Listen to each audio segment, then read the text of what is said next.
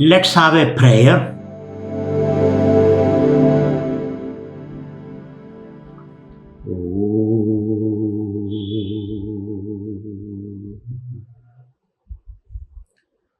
Hridaya kuhara madhye kevalam jnanamatram aham ahamiti sakshat atma rubena bhagi hridivisha manasa chinnado mannado va pavana chalana rodhat atmanishto bhavatvam.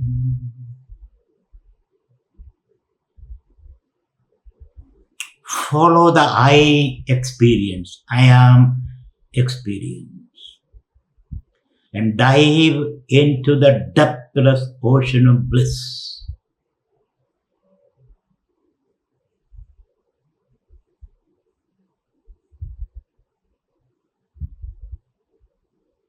Follow the I am experience and dive deep into the depthless ocean of bliss.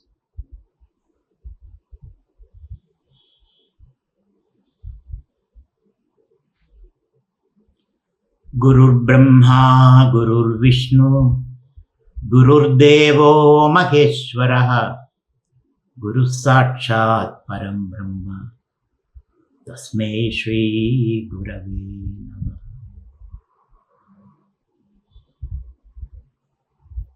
The Guru gives you the push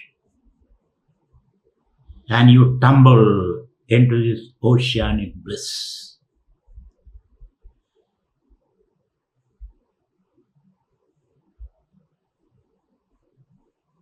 Om Shanti, Shanti, Shanti. Peace be, peace be, peace be. Hari Om. So we have been discussing the road map to happiness. The road map to happiness. Excuse me.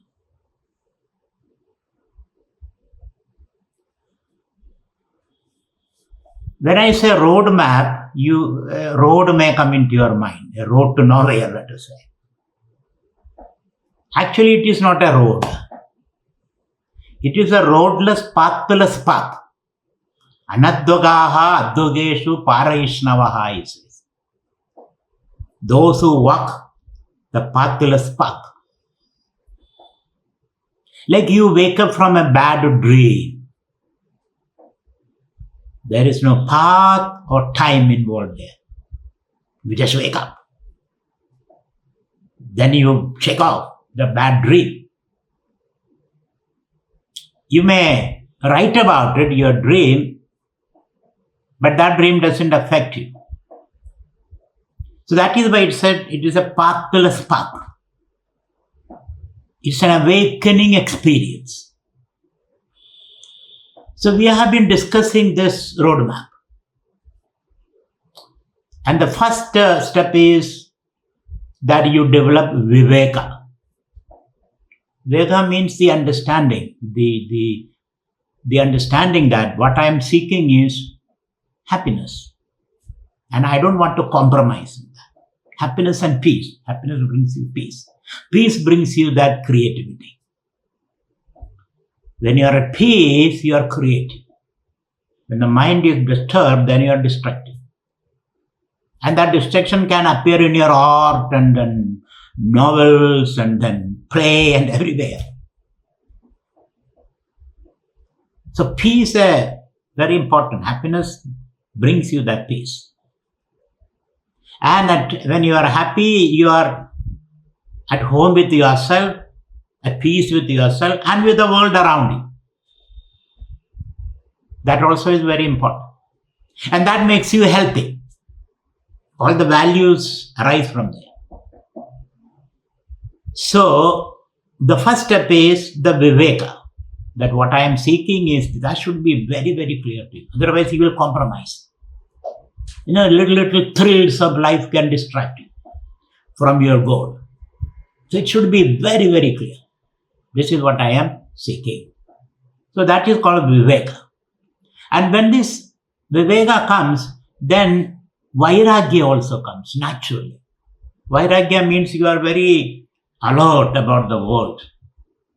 You take only what is absolutely necessary. You become a minimalist. We have discussed it several times.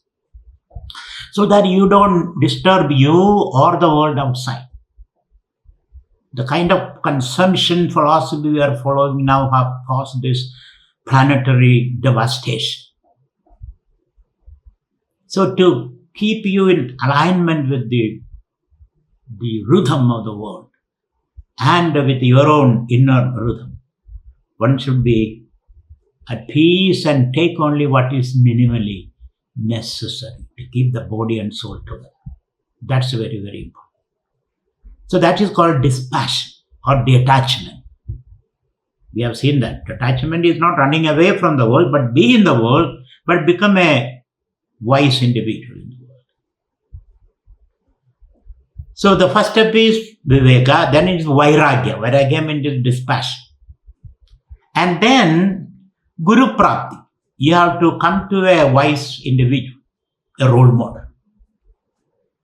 In any pursuit, you need a role model, whether you want to take a PhD or a dance practice or you want to be a sports person, you need a guide. Acharyavan Purusho Veda, the Chandogya Upanishad. You need a guide. Without a guide, the pursuit may not take you to the destination. So guide is necessary. Guru Prapti. That is very difficult for the modern individual. They don't want to submit to anybody or to sit with anybody or listen to anybody. The problem with us is we don't want to listen to anybody. At the same time, we want everybody to listen to us. That's another problem. Do you want to listen to anybody? No. But I want the whole world to listen to me. That doesn't work. So first we have to learn this art of listening and understanding. That's very important. Art of listening. So Guru Prapti is very, very important. After Guru Prapti, then the Guru, this is Nitya Siddha. We have seen that.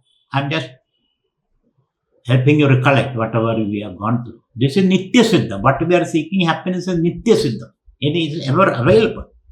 So that you can relax. You don't have to run around. You can relax. This is Nitya Siddha. Nitya Siddha means always existing, available.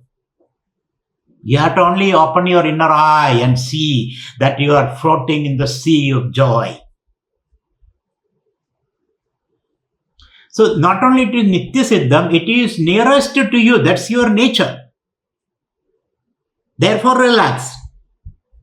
Therefore relax. When you relax, it is available to you. When you are agitated, you don't see the depth of your being. Mind is agitated, like a lake. When it is disturbed, it cannot reveal the depth. So relax, relax. That's also very, very important. So Guru Prapti, and when you meet a real Guru, then you automatically relax. Because you see the Guru is relaxed, then you also get relaxed. You suddenly abide in yourself. To light a lamp, you need another lighter lamp, isn't it? To light a lamp, you need another lighter lamp. So, Guru Prapti, and this idea that what I am seeking is Nitya Siddham. This is a Sanskrit word, Nitya Siddham. It's an important landmark in your journey. Nitya Siddham. So, it is because it is Nitya Siddham, it is what is the means? Nyayam. You have to know it. That's very important. You have to know it. Nyayam. Not prapyam. Not that you go and conquer it. No. You have to only know it. So therefore relax. Since I have to only know it, I don't have to make any effort to know. You don't have to make any effort. Be effortless. When you are effortless, the whole nature will support it. When you make your own little egoistic effort, then you are only disturbing. So especially in this, being happy, to be a happy person, you have to be effortless. Then alone you can develop that 360-degree perspective, which is very important. So be effortless.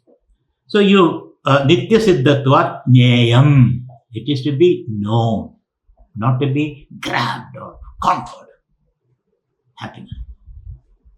So if it is to be jneyam, not even upasyam, not even meditated upon, because to meditate you must know generally what it is. Otherwise you cannot meditate. If I give you some funny name and ask you to meditate, you will not be able to do that because you don't know what to meditate upon. So after knowing it, you may meditate, just to gain the clarity. What is called abhyasa. So Shravana, Manana, Nididhyasana. Again, we have to see that. So we have to know it. And what is the pramana for knowing it? We have seen that. To know anything, you need a pramana, means a means of knowing. Pramajayade anaya iti pramanam, by which you gain that knowledge, that understanding. So you need a pramanam for that. It is not pratyaksha pramanam. Pratyaksha means, you use your sense organ. No, that will not take you there. Or inference, no. Or comparison, analogy, comparison, no. There is nothing to compare. So what is the main Shabda Pramanam? That is why Shabda comes here. Shabda means the scripture. Scripture is the condensed wisdom of the ages. Those rishis who got the revelation, revealed knowledge, or insight, or intuition, whatever you want to say that. So, Brahma Vichara become Shastra Vichara. These steps are very, very important. Otherwise, you will be taking a wrong exit and going somewhere else. So, Brahma Vichara become Shastra Vichara. Why Brahma Vichara? Why don't I directly inquire into myself? We have seen that. That will create problem. When you directly inquire into yourself, you go back into regress ad infinitum. That may not lead you anywhere, and finally you feel sleepy. Or you become cynical. Or samshayatma, continuous doubt. So Shastra is very, very important. Shastra means whatever we are doing now. That is Shastra Vichara. So Brahma Vichara becomes Shastra. That's why the Upanishad says, Brahma Vidapnodi Param. The knower of Brahman attains the Supreme. Supreme means happy. So there is where I left you last Saturday. So now you are motivated to reflect on the Shastra. Without a Shastra, you will not be able to know who you are. Because when you independently undertake an inquiry, you don't understand because you are the problem. So I cannot give the key to the thief. I cannot entrust my chicken to the jackal. Not possible. So we are the problem. And we are adding to our problems. So we must have a way of conducting this inquiry. So therefore, so Shastra Vichara, which we are doing now, the help of the Shastra, we are trying to inquire. So first is, Shastra talks about Brahman, Adhado Brahma Jnasa, that's what Shastra is doing. And Brahman is defined. So that definition gives you certain clarity. So you don't get into illusions, wrong knowledge. If we don't have intellectual clarity, our inquiry may land into difficulties. So what is Brahman? We have seen from which everything rises. Janmadhyasya yataha, that's the next sutra. Janmadhyasya yataha, from everything which everything arises, in which everything exists, and to which everything goes back. This definition will expand your intellect. Expand your intellect. So there are two definitions for Brahman we have seen. One is from which everything comes, everything exists, it goes back. The world is the fluctuation in Brahman and all that we have seen. So the Upanishad, Taittiriya Upanishad, we have learned Taittiriya Upanishad. Yadova imani bhodhani jayande yena jadani jivanti yat prayanti abhisamvishanti tad brahmedi satabo tapyada. So this is Brahman, the definition. Now tapas. Tapas means you reflect on that. What is that? From which everything comes, unto which everything goes back, in which everything exists. So keep on thinking. You may not get an answer. But keep on thinking. So whenever you encounter an experience, think, where is it coming from? Even if somebody calls you a donkey, where is he coming from? This exercise will help you. Where is he coming from? What is his intention? Why is he saying that? Maybe he is true. That also is a good understanding, isn't it? Maybe he is telling the truth. For the first time, I am hearing the truth. So that way, an inquiry gives you that depth. Where is he coming from? So that way, you keep on inquiring. That expands the mind, the intellect, the understanding. Another definition of Brahman is Sada Chida Anandam Anandam. We have seen that. Satyam Shivam Sundaram. So reflecting on what is beauty, what is goodness. Keep on reflecting. Or what is truth? Satyam. Chida, consciousness. Anandam, bliss. So Brahman is Satyam Shivam Sundaram Sada Chida Anandam. Another definition. So the Satchidanandam is supposedly the Sarupa, the innate definition, that is innate Brahman's innate nature. That is Sarupa. The other it is Tadastha Lakshana, Sarupa Lakshanam we say. Lakshana means an indication. These words indicate what Brahman is. What are the words? Satyam Shiva, Sada Chida Anandam indicates what Brahman is. It is not just a word meaning, in dictionary meaning. You have to reflect on that. It indicates. That's called Sarupa Lakshanam. And Tadastha Lakshana means inferential. You can infer. You're trying to understand what Brahman is from looking at the world. The world is constantly changing. So there must be some changes of Saturn and all that. We have seen all that. So these are the two definitions of Brahman, and we are reflecting on that. This will give you a lot of mirth in life. Lot of mirth. People say, I am tired, I am bored with the life. You are bored with the life because there is nothing interesting to reflect upon. So with this, you will be, life will be a very exciting experience for you. Meditating upon these great values which we are discussing. So, finally, we come to this conclusion: Brahman is Nitya Siddham, ever existing, and hence it is Siddhasya Siddhi. Please understand that word. Happiness is Siddhasya Siddhi, accomplishment of the already accomplished. Does it make any sense to you? Siddhasya Siddhi, accomplishment of the already accomplished. What does that mean? Meaning there is no gap between you and Brahman or happiness.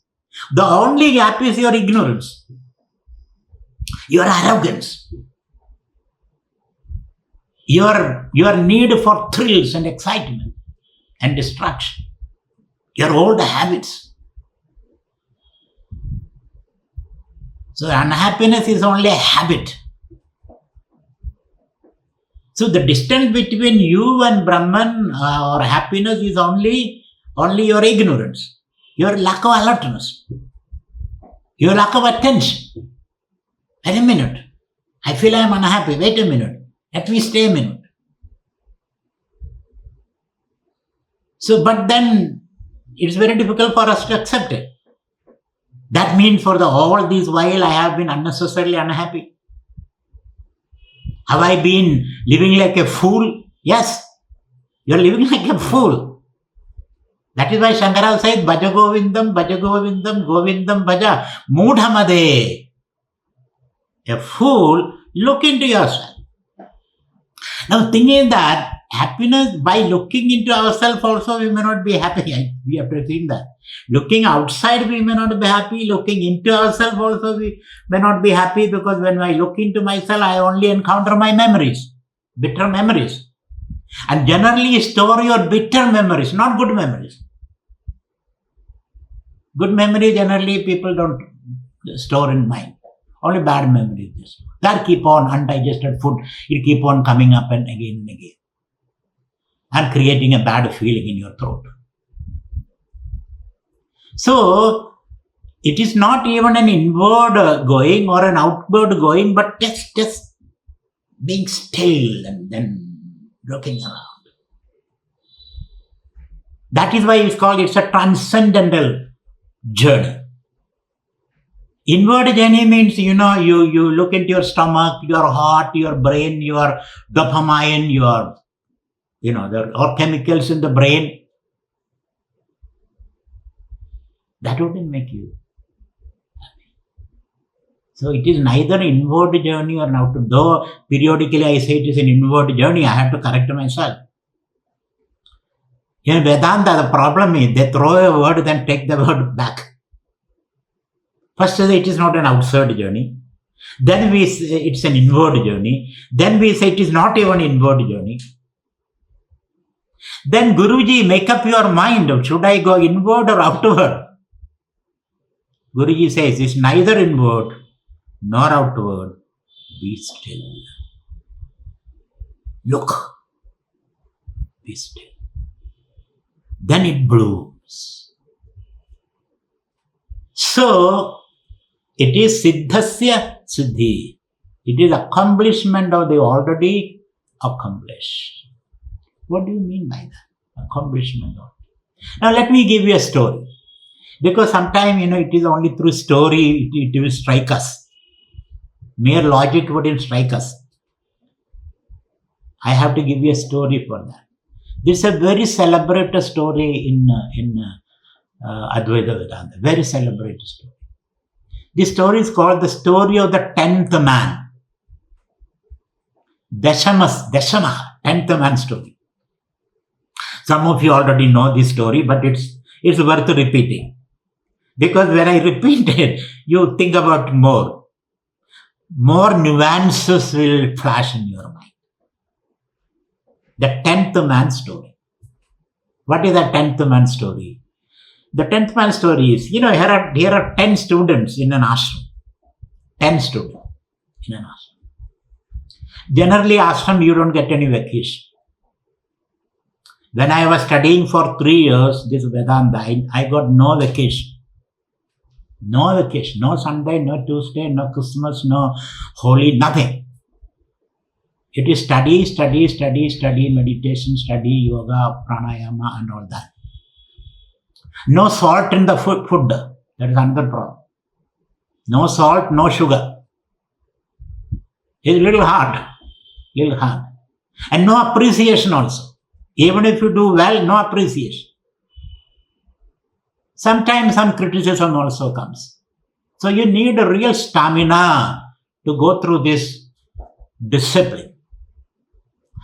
But once my Guruji went outside, or he was ill or something, so we got 1 week vacation, which is very, very rare. So similarly, this Guruji also must have given 1 week vacation to the students, and the students wanted to go out into the forest and out into the little village, and then maybe buy something, maybe see something, and they had to cross a river. And the river was in Spate. It's a flooded river at that time. So they had to swim across the river. So all the 10 students, they swam across and then they reached the other shore of the river. And then they want to take a count. Did all the 10 reach, or someone drowned in the river? So the leader of the group, they took a count. 1, 2, 3, 4, 5, 6, 7, 8, 9. There is a 10th man. He misses the 10th man.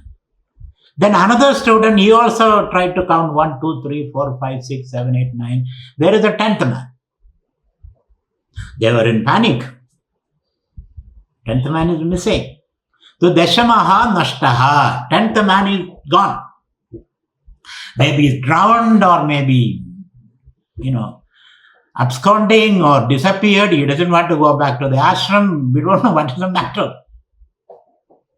So they tried to count this way, that way, and then they could never make up the 10th man. Where is the 10th man? They started. And when the 10th man is missing, everybody is unhappy. There is a sense of lack, inadequacy. The group is incomplete now. So they kept on counting this way, that way. Somebody went up the stream, downstream, into the forest, and the 10th man is not found at all. Dashamaha Nashtaha. I am incomplete. We are incomplete. That's the feeling. We are incomplete. The same feeling we all have, isn't it? I am incomplete.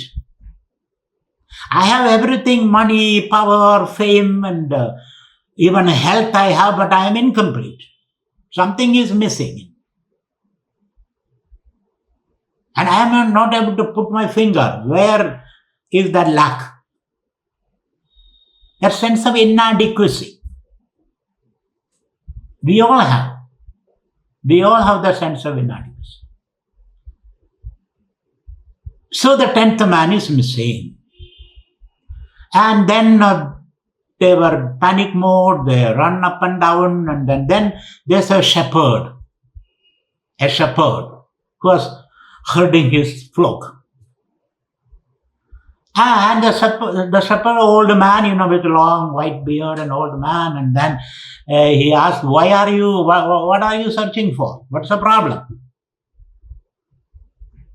So this student leader said, this is the problem. The problem is, we were 10 when we started from home. Now we are only 9. We are not able to find the 10th man. So the shepherd looked around with a smile, like a guru. The guru had to speak with a smile. Prahasanniva Bharata, isn't it? Krishna talks with a smile.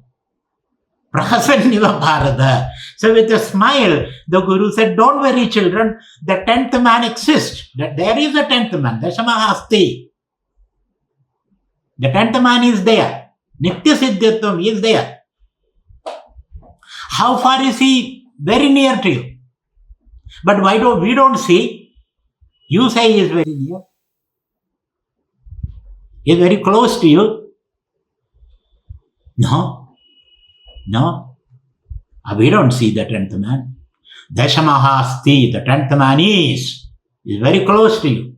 Nitya Siddham Ananyatvam is very close to you. Then where is he? Then he said, okay, you all stand in line. Then this shepherd counted 1, 2, 3, 4, 5, 6, 7, 8, 9, 10. So this leader who was counting, he didn't include himself. That's the problem. The 10th man, Dashamaha Asti, he is there. Now his realization, what is his realization? Dashamaha Asmi, I am the Dashama. I am the 10th man. Isn't it? I hope you reflect on this story. This story is a magnificent story. Don't think it is a child story.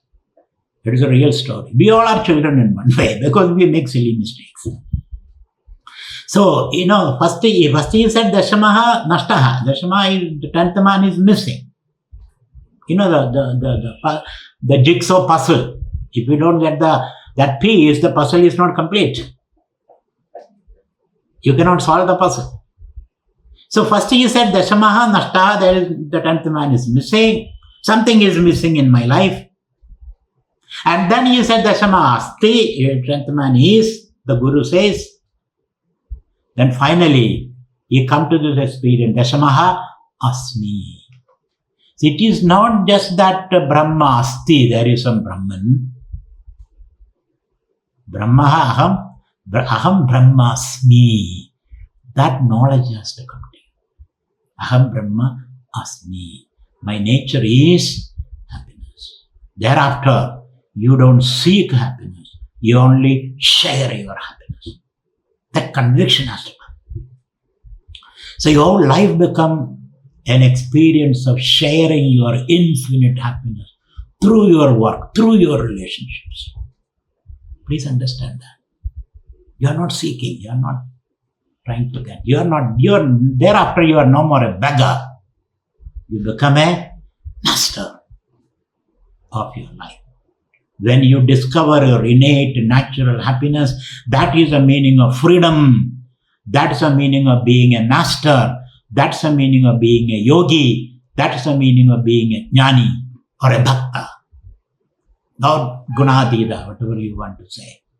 So thereafter, your work become, your relationship become, even your glance become, even your touch become. Whether you are a doctor or an engineer, doctor also need a touch and a good look. The doctor looks like a monster, the patient will die. Isn't it? The doctor has to give a kind look, and that look itself will heal him. Healing happened in the first encounter between the doctor and the patient and the client and the businessman, or that first look is very important. A kind, a trust-building look. That is what the Guru gives with a smile.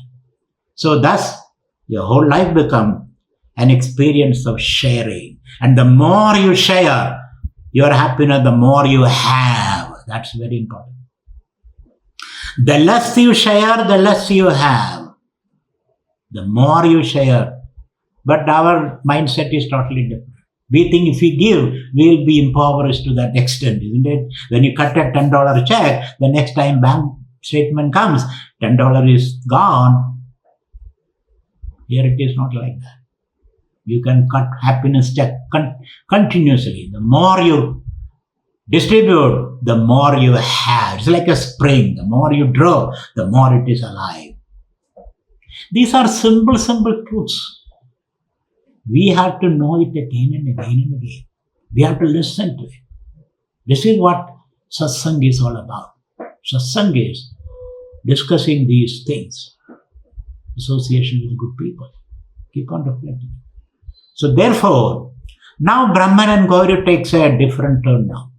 So the Upanishad continues, Brahma vida apnodi param tadesha bhyukta satyam jnanam anandam brahma yo veda nihidam guhayam. So how do I know it? To know it, you have to inquire into that's how I began this session. The I am experience. The I am experience. The I am experience is neither inside or outside. Inside and outside exist in that I am experience. Please understand. Not inside the skin or outside the skin. The I am experience is the foundation. So the I am experience, the famous statement of the French philosopher Descartes. Unless I quote some European, you don't trust me. So let me go to the European, the French philosopher, the 16th century French philosopher. He said, the only reality in the world, the indubitable reality is the I experience, he says. The I. The rest are all subjected to doubt. I think, therefore I am. He put it in a different way. He said, I think, therefore I am. I doubt, therefore I am. But the Vedantins say, I am, therefore I doubt. What do you put the horse behind the cart? The French philosopher put the horse behind the cart. He said, I think, I doubt, therefore I am. Because without me, I cannot doubt or think. Cogito ergo sum. I think, therefore I doubt, therefore I am.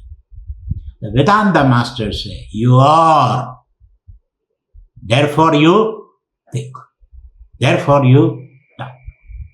So, in our search for this Brahman or truth takes a different turn now. So, first you listen to the master. The master said, Janmadhya Sayataha or Satchidanandam and all that, and you expanded your mind. Now the master says, Yo Veda Nihidam Guhayam Parame Vyoman Sohosnude Sarvan Kaman Saha. So now he says, so Nihidam Guhayam, you have to look into the I experience. I am experience. And how do I do that? How do I do that? That look into the I am experience. Yo Veda Nihidam Guhayam Parame Vyoman. So Parame Vyoman, that supreme space. The supreme space, Parame Vyoman, Yaha Nihidam Guhayam. So look into that I experience. So how do I do that? How do I do that? Look into it. So as Descartes said, in our world, the only reality I can be sure about is my own experience. Can you doubt your experience? Can you doubt your own existence? Please do a mental exercise. I cannot doubt my own existence because doubt is possible if you exist. If you doubt your own existence, then doubt is not possible. So in our search for truth, we have to begin from somewhere. This is the indubitable experience, which I cannot doubt or dispute, which is called Swadasiddhatva, the self-evident. Swadasiddham, that I exist, is Swadasiddham. So let us hold on. That is the rope. That is the string which you have to hold on. The I am experience, you are breathing, I am experience. That's why the yogis say follow your breath. Follow your breath. Or the Vedikas say follow the O, or follow your breath, or follow the inner light. So the I experience, let us follow that now. Let us follow that. So the Brahma Sutra says, the fourth sutra says, Tattu samannuyad. Tasmin arte jiva brahma aikya arte samannuyad. That's the definition. Tadu tu samannuyad. Tadu means this I, this Brahman. Because we have been doing Brahma Jijnasa, isn't it? That Brahman is Tasvin Jiva Brahma Aikya Arte. So that Brahman is your I. That is Aikya Artha. It is your I experience, which is indubitable. It goes like a string in all your experiences. Isn't it? Morning when you wake up, I woke up, I had a bad dream, I woke up, I is there. Then I washed my face, I is there. Then I had a bath, I is there. Then I had my breakfast, I is there. Isn't it?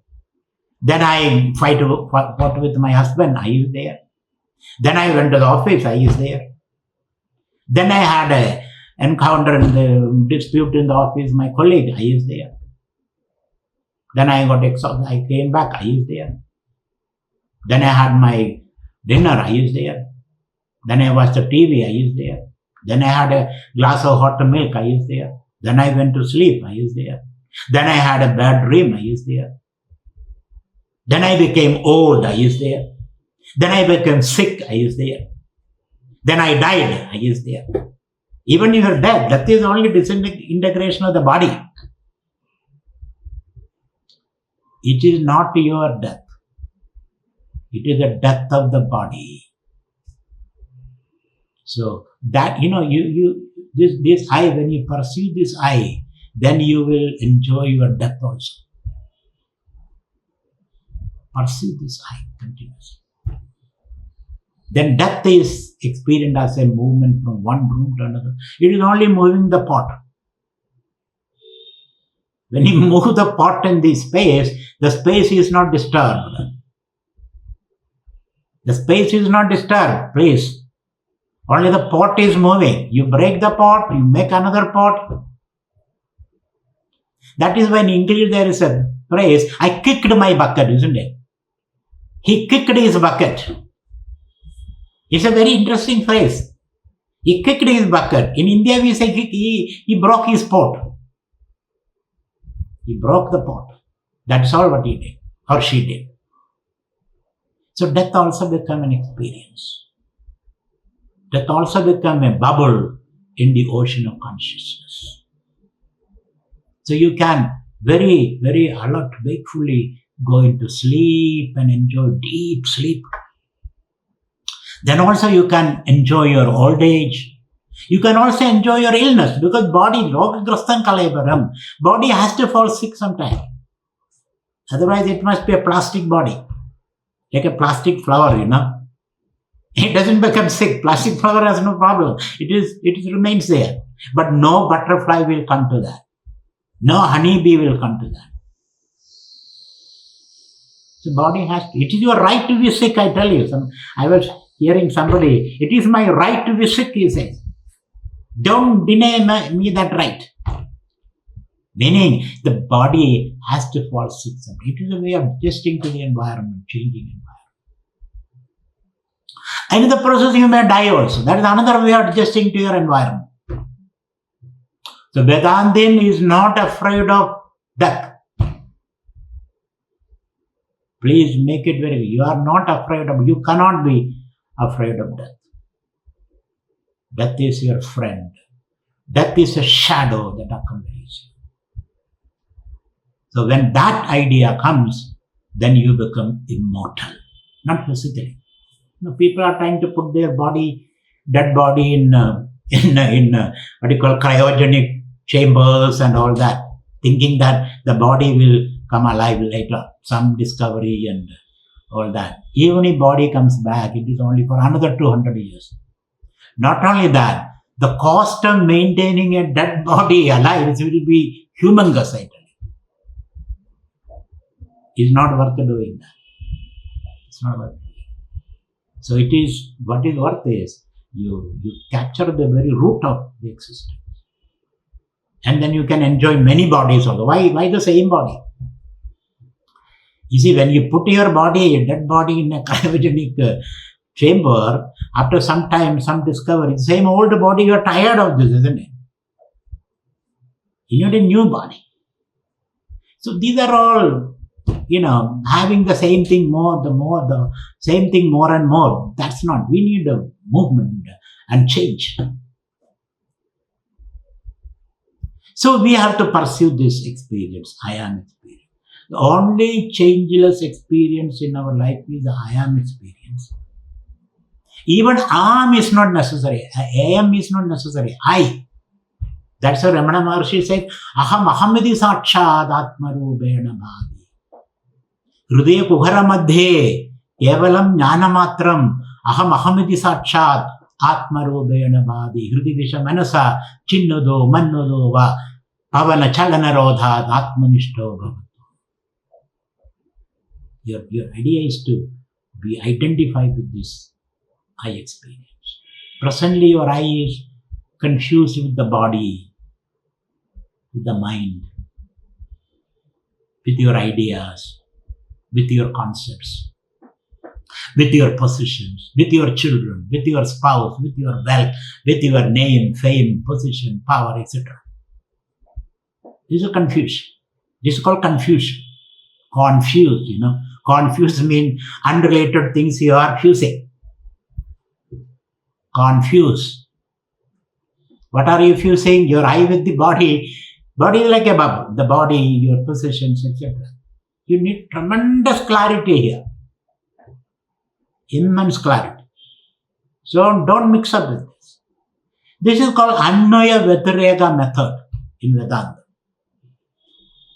Because when you are associating with the body, mind, the ego, complex, and the world outside, your possessions and etc., then there is a tendency to confuse. And then the problem is you miss the I and then you identify with the possessions. That mistake happens. That is the first mistake. This is called self-alienation. You alienated from yourself in your excitement. There's a very interesting story in Vedanta that a child was playing with his mother, and then marriage procession was going on the street in front of the house. And the child got excited because there is balloons and ice creams and trophies and dance and beating drums and all that. The child got excited and merged into the crowd and moved away with the crowd down the road. The child moved for 1 kilometer. Then he suddenly realizes, where is my mother? Where is my home? There's no mother, there's no home because the child has already moved away. Then he started crying like we do. We are like children. We cry. Some people are silently crying. Some people are loudly crying. Some people are waiting for an opportunity to cry. Some people have cried so long that they have no more teardrops in their heart. There's nothing, no tears. Everything is dried up.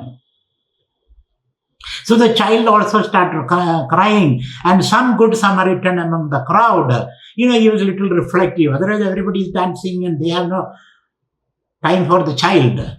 Some good Samaritan noticed the child crying, picked up the child, baby, why are you crying? Where is your mother? He does not know where is his mother. He can only say, mom, mom, mom, mother, mother, mother. Then the good Samaritan carries the child on his shoulders. Then he has to walk back with the child. And he has to ask the child, is this your mother? No. At least you know. No, you can say no. Nedi, Nedi. It's not my mother. Then is this your mother? No. Is this your mother? No. Is this your home? No. So he has to walk 1 kilometer backward. Then the mother is waiting. Where is my baby? The home. And when the baby saw the mother, he jumped from the shoulder of this man and grabbed the mother, and both of them smiled. Isn't it? This is what we have to say, Nedi, not this, not this, not this, not this what I have. This is not the source of joy. This is not the body. This is not the dopamine flowing in my... this modern theory is that if I inject some dopamine and then you will be happy. For how long? And how expensive is that? Your happiness is free. Why do you spend the money on that? Therefore, we have to, through a process of Nedi, we have seen that Nedi. It requires tremendous clarity, tremendous ingenuity and energy to undertake this journey. And when you really reach there, what is the evidence? What is the evidence I have reached my destination? The evidence is Satasiddhatva. You are your evidence. There is no other evidence. You don't grow horns or your beard will not become longer or anything because of this. What is the evidence? What is the evidence that you are satiated? After eating food, you are satiated. What is the evidence? You are your own evidence, isn't it? Now let me ask my host whether I have eaten enough. You don't have to ask your host. You are your own evidence. So similarly, when I awaken to this state, then I realize, my God, I have reached. Therefore, this is called Anvaya Vyatireka method. Anvaya means you are associated with all this. This is called Anvaya, with all this. Even while you are with all this, your happiness is coming from yourself, not from the outside world. That understanding should be there. When you eat laddu, there is a little bit of joy, isn't it? The reason is that your desire is temporarily suspended, that's all. Your desire is temporary. Your desire for happiness is temporarily suspended. That is why when you eat laddu, you feel little joy. It is only reflected joy, not the real one. Or when you embrace your beloved, there is a temporary joy. But after some time, you say, no, I'm enough. Enough is fine. Isn't it? So, or when you watch a good movie, there is temporary joy, but movie doesn't last more than 2 hours. Then there is no joy. Or all your wealth, but when you go to deep sleep, your wealth is not available. Please understand this. This understanding will put an end to your problems. Solution is there. So this way, Anvaya, Vedire. Vedirega means separate yourself. It's all in understanding. You don't have to run away from home or your position. Keep all that. But have this understanding. So you can happily enjoy all this. Happily have all this. Otherwise, you will unhappily have all this. You can happily face your problem. You can be creative. So, Anvaya, Vedirega method, one has to understand one's nature as happiness. So, the fourth sutra in Brahma Sutra is Tadatu Samannvayad. This Brahman which you are seeking is non-separate from the I experience. Tasmin Jiva Brahma Aike Arthe Samannvayad. So that is the fourth sutra in Brahma Sutra. Tad to Saman. So we have seen 4 sutras. I told you I'll teach you only 5 sutras. Though there are 555 sutras, these 5 sutras will represent, or the other sutras are only explanation of these sutras.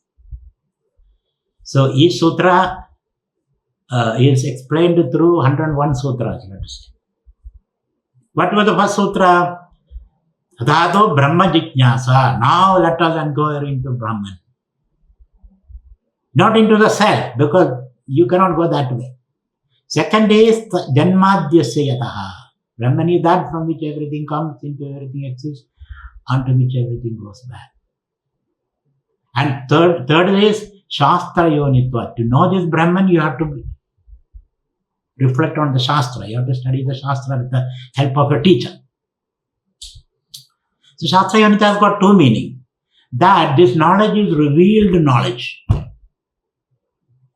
This revealed knowledge also has a problem. The problem is, anybody can say, I got this knowledge revealed. That problem is there. Anybody can say, that knowledge is revealed. But then you should be sincere. You should be sincere. And by looking at you, I know whether it is revealed knowledge or your own concoction. It is easy to make out. That is why it's called a peer-reviewed knowledge. Peer-reviewed knowledge. So, let us say 10 people, they say we have this knowledge revealed. Okay, let us sit together and discuss. So, revealed knowledge is to be checked with your reasoning. Shruti, Yukti, and Anubhava, your experience. So, Guru cannot say, this is my experience, but you can never have it. No. If the Guru cannot convey that experience to me and make me like the Guru, then he is not a Guru. He is a merchant. The Guru, the test of a Guru is that can he make another person like him? Not make means convey this knowledge like that. Otherwise, you are not a Guru. Otherwise, you are a soul Guru, came from yesterday's rain, and then you sit on a throne, and the rest are all minions. No, that's not the Guru. Yeah, I won't call him a Guru. A Guru must have the ability to convey this knowledge and light up the spirit in you. There are 2 lights now, and there is no boundary between them, isn't it? Two bulbs, they are light. radiating. There's no boundary between it. It's all mingled. Beautiful. So fourth sutra is, so when we say Shastra Yonitvat, it is a revealed wisdom, peer-reviewed wisdom. It is not an idiosyncratic revelation. And it should be practical. You should be able to convey it, communicate it. And that doesn't give you this revealed wisdom, doesn't give you any privileged position. You cannot be a monarch sitting and dominating others. It should be communicable. So all those are there. That is how you make sure it is not an idiosyncratic, personal, private wisdom. It's a wisdom which has been coming down from generation to generation. So one has to follow this, the I experience. And when you follow the I experience, I realize this world outside, body, mind, ego, all these are just smoke around me. The flame is I. Or all these are just bubbles in the ocean. All these are like, we give you this example, the gold ring and wedding ring example. The ring is a temporary phenomena in the gold, isn't it? I took a bar of gold and cut it into, put it in fire and beat it into shape and made a ring out of it. But the ring is not intrinsic to gold. Ring is only a temporary manifestation, modification in gold. You can put it back into fire and the ring disappears. Similarly, the body. Similarly, your mind, your thought, your perception. And you may add another value. This is my wedding ring also. That is a personal value you attach. My wedding ring, the ring.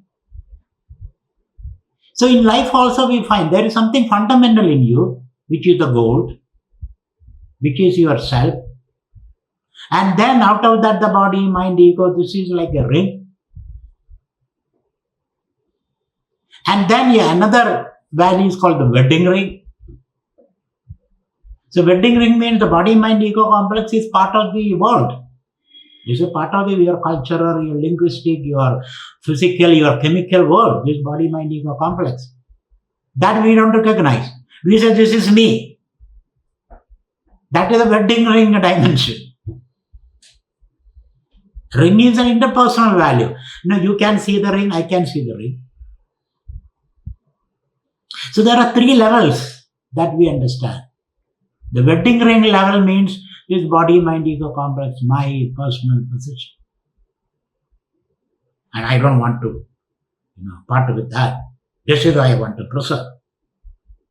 And when I die, I'll put myself in a cryogenic in a chamber so that sometime science will revive me. Now, I have to understand this body, mind, ego complex is part of the whole universe. That makes you a bhakta. That's the meaning of bhakti. We have seen that. When I understand I am part of this, I have to dance in tune with the universe. I cannot step out of that. If I step out of that, I become sick unnecessarily. So then you become a bhakta. Otherwise, you are only a bhukta. Bhukta means one who is interested in eating and all that. Bhukta. So for bhukta is okay. To a certain extent, you have to be a bhukta. You have to nourish this body. From the bhukta level, you have to become a bhakta. From the bhakta level, you have to become a jnani. So these three levels have to be understood. When you can maintain these three levels without reducing one to the other, then you are a wise jivan. So I must be able to operate this body-mind, take care of this body-mind ego complex. While I'm doing that, I have to follow the rules of the traffic. The guy driving this in the world. And that we have seen the Dharma lectures. How do you live in this world? Operate this body-mind ego complex. That's very important. And at the same time, at the back of your mind, you should know, I am happiness. So with that, I am happiness. I operate this body, interact with the world. And in this process, I explore and express my inner joy.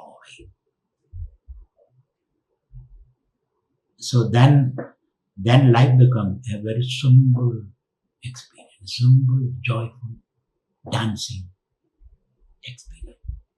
This is the discipline we have to practice. So these three levels, so our brain can understand all this. These three levels of experience. The highest level, my nature is happiness. When I am interacting with the world, I have to interact as part of the system. At the same time, I should be responsible for my body, mind, ego, complex.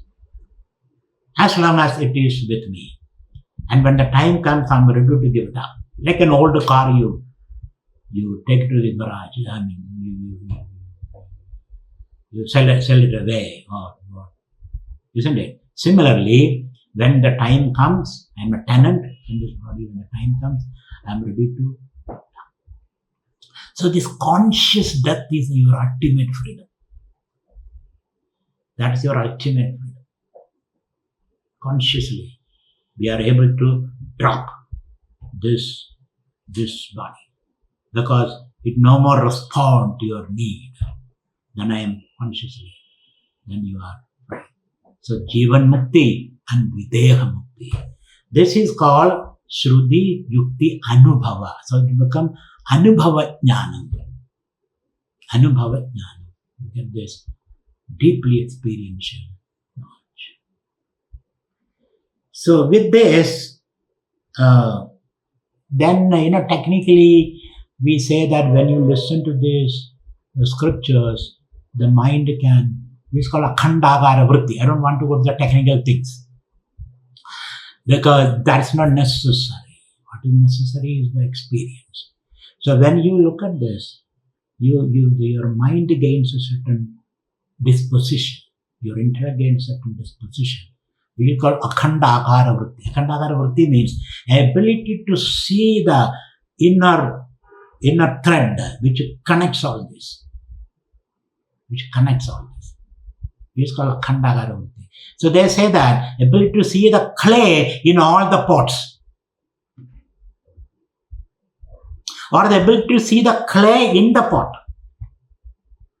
Can you see it together? The clay and the pot together. Some people say, no, because of the pot, I don't see the clay. No. You see the pot as well as the clay together. You see the ring as well as the gold together. You also see the wedding ring also. So you can see the wedding ring, the ring and the clay, the gold together. You don't have to reduce one to the other. This understanding the complexity.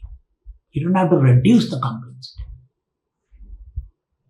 If you reduce the complexity, then you lose the beauty. Then you don't see the beauty. So you must be able to understand the truth in its complexity. That's very, very important. So I am able to be a happy person, interact with the world, operate this body, mind, and are ready to give it up when its time is over. That is the kind of freedom we are enjoying by following this Advaita. So I am almost the end of my Brahman lecture, Brahman series, and next week I'll be discussing some other philosophies like Sankhya, Buddha, Buddhism, and Mimamsa, to just give you more clarity. So, which is called Mananam. Manana means I understood this, but I have certain doubt. This Sankhyan says something else. This Buddhist says something else. This Mimamsaka says something else. Somebody else is saying something else. Because we have this tendency to like a goat going here and then nibbling at this and that. So there is some doubt. And you are not a novice here. You have read several philosophies, several systems, and several people, and all that. There is always that garbage in the mind. So we have to put them into bonfire, which we will be doing next time. So that garbage which is sitting, and the distraction, the other ideas. So I'll be taking 3 representative philosophies: Sankhya, Mimamsa, and Mimamsa means Purva Mimamsa, and the Buddhist idea. So Buddhism is a very deep idea, but we have to critique a little bit. Some criticism, not criticism, critiquing is necessary, because that will give you more clarity. So Mimamsa says, no, this is not enough, you have to do something. You have to do something. Knowing Brahman, then you have to do something. Knowing the 10th man is me, then you have to do something. You don't have to do anything. So knowing Brahman, after that you have to do something. And Sankhyan says, no, you have to completely withdraw from the Prakriti. The Prakriti is the problem. Prakriti is a jail, prison. So you have to withdraw from the Prakriti. Then sit in some cave, and then the rest of your life you live there. Vedanta doesn't agree. Similarly, the Buddhists say you have to give up yourself. The self has to be eliminated. Vedanta doesn't agree. Of course, there is a fictitious self you are clinging on to. Now that is to be given up. But not the real self. Because if you give up the real self, that one who gives up still remains. So therefore, we have to gain more clarity about this by putting it against these 3 fundamental philosophies, which I will be doing in the next lecture. And then it is up to you. You do abhyasa. Yataha yataha manaha nisharadi tadaha tadaha niyamya atmanya vasamaya. Whenever you feel distracted and happy, sit and then take a breath and then come back again, so that you are stable. So after some time, the mind knows this man means business, this person means business. It will not wander like that. That one has to practice. So thank you very much. Hari Om. See you next Saturday at the same time.